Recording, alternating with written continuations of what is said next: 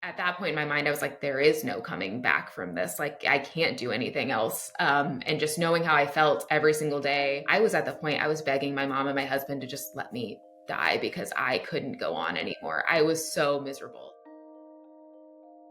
My name is Sarah. I am from Indiana. I'm 33, and I have kind of three diagnoses that led me to my ostomy. First being ulcerative colitis, which I was diagnosed with in 2018, and then extreme pelvic floor dysfunction, I was diagnosed in 2019, and then dead bowel, which is loss of bowel functionality, and officially in 2022, kind of knew this was an issue going on, but officially diagnosed in 2022. That all led to why I have an ostomy now. So and you really can't tell how much. Hell, truly. Especially because it started at a really young age and then took years and years to even get to the point of diagnosis. So once I kind of got to the point of getting those diagnoses, it was a mixed bag of validation and then also like, wow, I am really actually sick. There is something wrong with me. So being so young too and struggling with, I just want to be normal. I just want to live my normal life, and not being able to live a normal life, especially in my 20s, which is supposed to be, prime of your life. You're living the best life. And I was struggling so much to pretend like everything was fine. I was normal, keeping a lot of this stuff a secret because it also is embarrassing, some of this stuff with this. Not something I wanted to talk about or share a lot. So, really, only close friends and family knew. But I was physically and mentally struggling so much and trying on the outside to look like I had everything together and everything was good and perfect. It's crazy that I didn't get that official diagnosis until 2018 because I, like back in 2015, started seeing doctors and I had had symptoms way before that. But my original first symptoms were like the big warning one was blood in my stool. That was when I kind of was like, okay, something's wrong here. Before that, it was just more of always having really bad stomach aches, bloating constantly. Like I would drink water and be bloated. It was just a horrible stomach ache or being bloated all the time. I had really bad constipation issues my entire life. So dealing with those digestive issues. But it was like in college when I started noticing blood in my stool and pain when trying to go to the bathroom that I was like, okay, maybe this just, this obviously isn't normal. I'm sure most people aren't supposed to be bleeding when they're going to the bathroom. So those were like my first initial symptoms. And then it started out getting diagnosed with ulcerative proctitis, which is like just the lowest part of your rectum.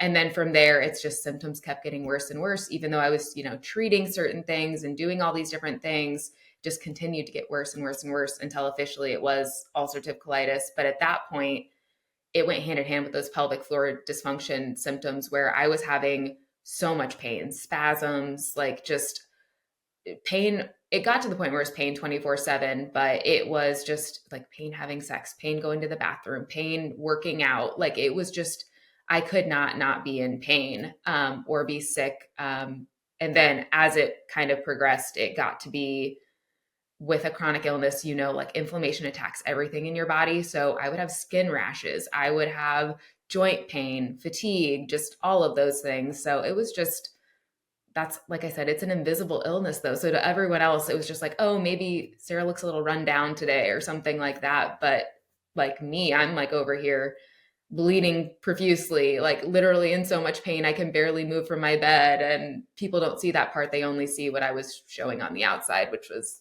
my brave face trying to get through and do everything.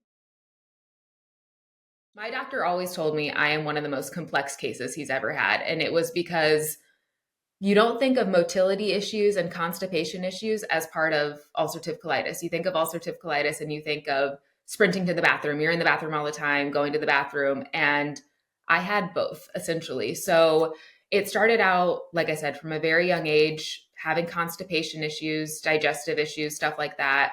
And then it was like the blood in the stool that led me to go see a GI doctor. And first time I saw a GI doctor, he first started treating me just as like having fissures and like the constipation part of it. So it was like probiotics and different things for motility and like creams and stuff. And nothing was getting better. It was still getting worse.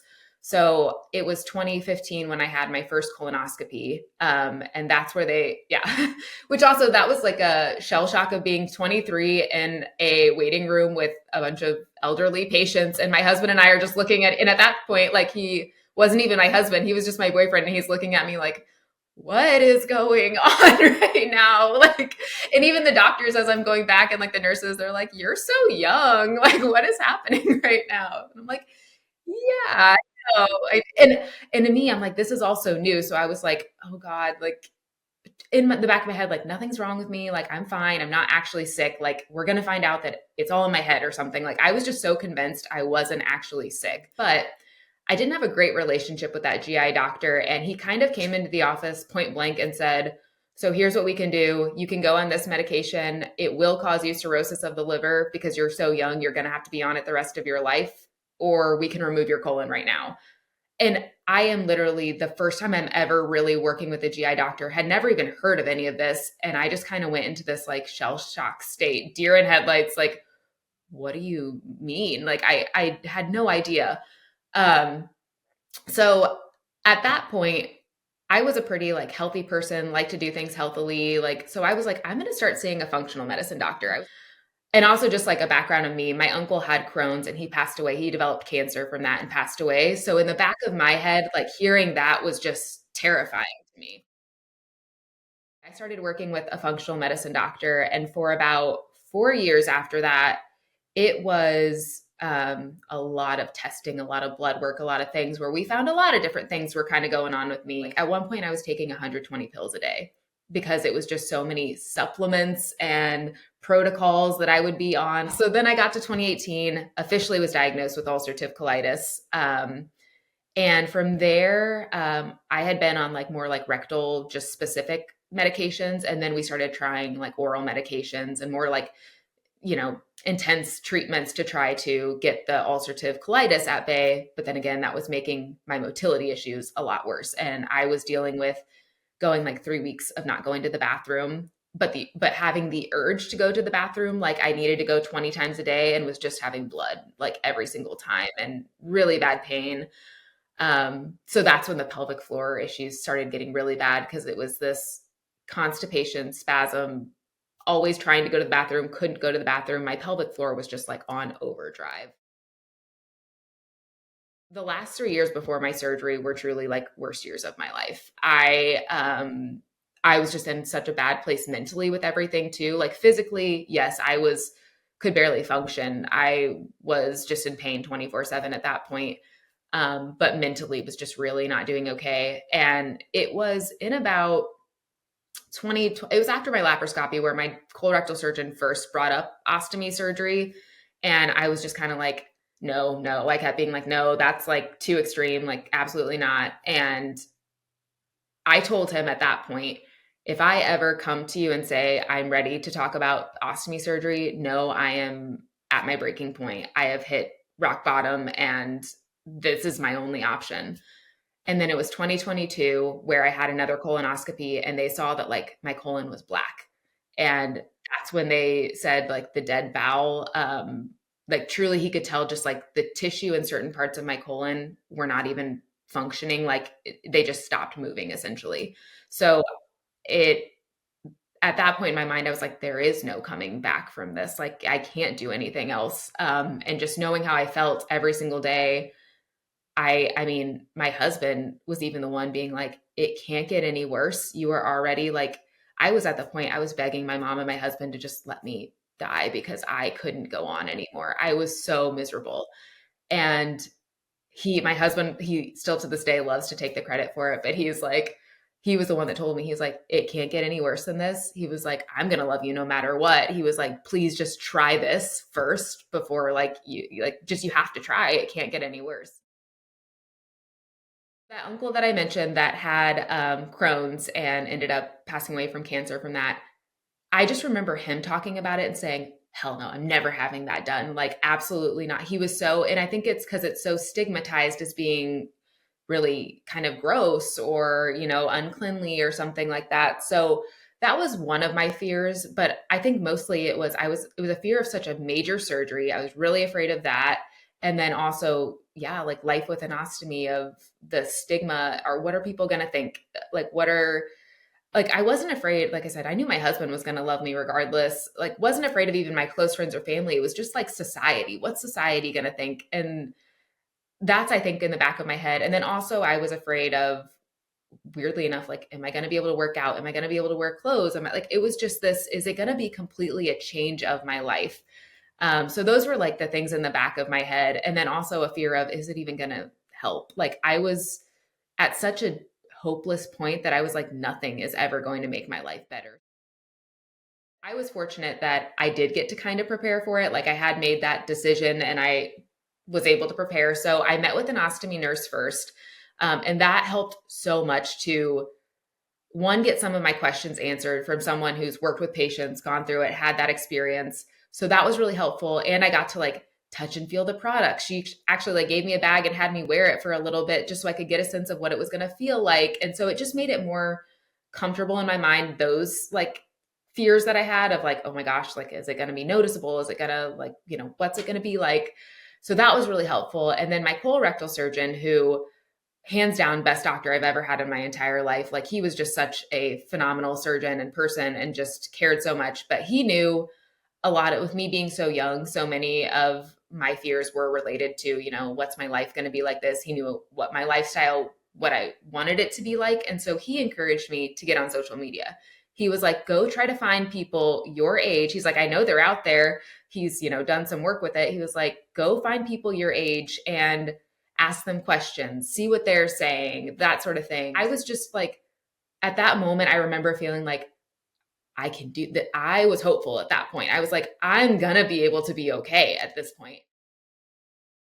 It was, it was a mix of emotions. I think for me, I immediately could tell I felt better. I think that, like, truly, I think my colon was so toxic in my body. It was just, I joke, so sucking the life out of me, but that's what it felt like. So I remember I woke up from surgery. You're obviously still so groggy and stuff. So that first like night, and I don't even really remember much of it. But the next morning waking up, I did like, I remember looking down on it and I was kind of like, because they put a clear bag on you at first, and it's just like, oh, I'm seeing a lot of stuff, which to me, I don't get like squeamish or grossed out a lot. So like, I wasn't at all like, I don't want to see it, I don't want to look at it or anything like that. But definitely not for the faint of heart at first, when you're just like that, whoa, shell shock of like, that's what you're seeing down there.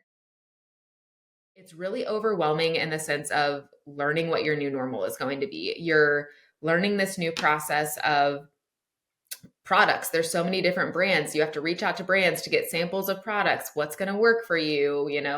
It's healing. So it's like shrinking in size, and it's like figuring out all of the routine that's going to work for you and stuff. So I just remember the first week, even telling my husband, I haven't had to spend 5 hours in the bathroom this morning. I have been able to wake up and drink coffee in the morning and just be able to like enjoy my mornings again. And I remember it was like probably like 2 or 3 weeks after surgery, we had to like drive somewhere in the morning, and I got to see the sunrise, and I literally started crying. And I was like, I didn't think I was ever going to get to enjoy a morning again.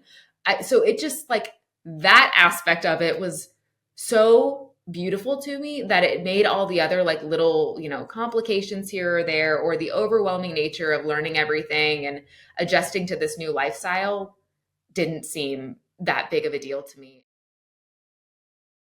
It doesn't really impact my day to day. And then I will say now I get to travel a lot more. I get to like literally live my life. I mean, I spent so many years having so much more anxiety around all this stuff that I think at first I had some anxiety around, like traveling and things like that. But once you do it the first time and you get that fear out of your head, you're like, oh, this is no big deal. And I get to just go on and do it. So my day to day is not, it's not really any different than like, I feel like a normal person. I mean, everyone goes to the bath. Like, that's the thing. It's like, I'll empty my bag when I go pee. So it's just like, everyone's going to the bathroom all day. And like, apart from changing my bag, and if like there were to be like a leak or something like that, but that's very infrequent for me. So I'm lucky on that end too.